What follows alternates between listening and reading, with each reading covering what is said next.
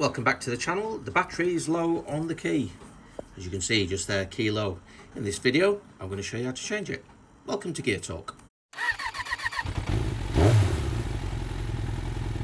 One key fob, one battery. In this case, it's a CR2032.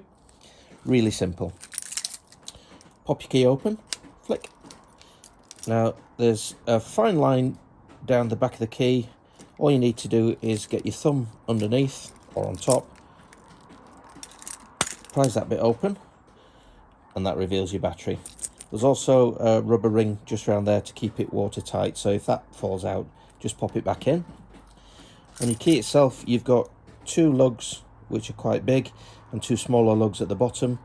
You slide your battery towards the big lugs, press down, and it should release the battery like that. Take it out, replace with your new battery, reverse the process, slide it underneath the long lugs, back in, replace your plastic, push to snap, there you go, job done. Right, so I'll leave the key on the petrol tank, start her up. Just look at the bottom, key low, gone. See you on the next one.